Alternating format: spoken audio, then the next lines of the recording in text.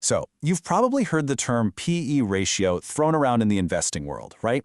It's one of the most common metrics out there, but what does it actually mean? Well, today we're going to break it all down and show you how it can help you make way smarter decisions. It really is the fundamental question every single investor asks. You find a company you're excited about, but how do you know if the price is right? Are you looking at a hidden gem, or are you maybe about to overpay? Well, one of the most common tools to get an answer to that question is the price-to-earnings ratio. You can kind of think of it like a barometer for the market's opinion on a company, showing you what people are willing to pay for its profits. At its core, the PE ratio creates a direct link between a company's stock price and its actual bottom-line profit.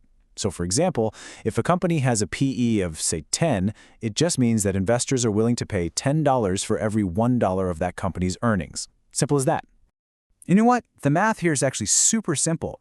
You just take the current stock price and you divide it by the company's earnings per share, which you'll often see called EPS. So if a stock is trading at $30 a share and its EPS is $1, you just do 30 divided by 1 and the PE ratio is 30. So what does that number actually tell you? Generally, a lower PE is seen as being more conservative. Maybe the stock is a bargain.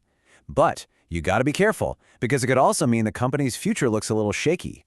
On the flip side, a high PE usually means investors have really high hopes for future growth and they're willing to pay a premium for it. But that also means there's more risk if those hopes don't quite pan out.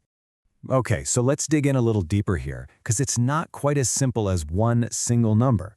You'll actually run into two different kinds of PE ratios, and trust me, the difference between them is absolutely crucial. So first up is trailing PE. This is the one you'll see most often. It uses the company's actual reported earnings from the last 12 months. It's solid historical fact. You can't argue with it.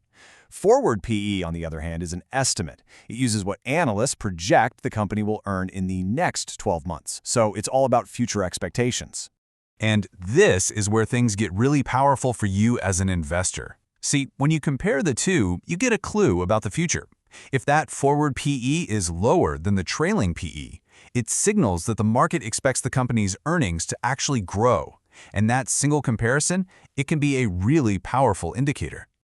Okay, so now you get what it is, and you know there are two main types. The big question is, how do you actually put this metric to work when you're looking at a stock? This right here, this is the single most important rule you need to remember. You just can't compare the PE of a bank to the PE of a software company. It doesn't work. What's considered normal can be wildly different from one sector to another, all based on things like their growth potential and risk. And this chart just brings that point home perfectly. I mean, look at this. You can see the bar for auto manufacturers is way down here, under 10. Regional banks are a little bit higher, around 14. But then, whoa, look at the semiconductor industry with an average PE over 41.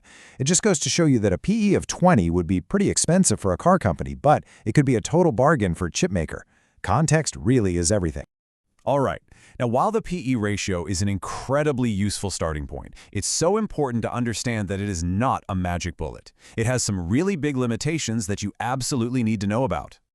I mean, some experts have a very strong opinion on this. Take Joachim Clement from the CFA Institute. He literally says you should never, ever use forward PE ratios. Ever. Wow. So why such a stark warning? Well, that skepticism really boils down to three main issues. First off, analysts. They're often just a little too optimistic. Their forecasts tend to be higher than what actually happens. Second, you have what's called sandbagging, where companies might set the bar low on purpose so they can easily beat expectations later.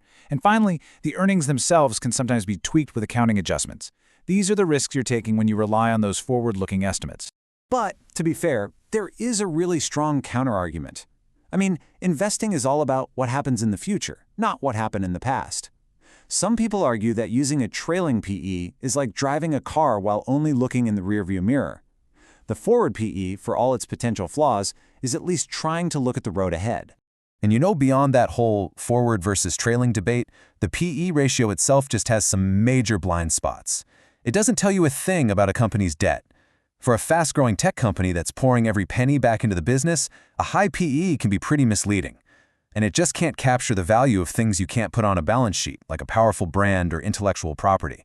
It's just one piece of a much, much larger puzzle. So what's the key takeaway for you in all this? It's this. Treat the PE ratio as a fantastic first-pass screening tool. It can help you quickly get a feel for the market and compare similar companies, but it should never, ever be the final word that makes you buy or sell. Getting confident with the PE ratio is a huge step, but it should also make you kind of curious, right? We've shown you its power, and we've shown you its pitfalls. The real question for you now is, what's next? What other tools are you going to add to your investing toolkit to get an even more complete picture? And that's our breakdown of the PE ratio. I really hope you found it helpful. If you're ready to make more complex topics simple, do us a favor and hit that subscribe button for our next explainer. Thanks for watching.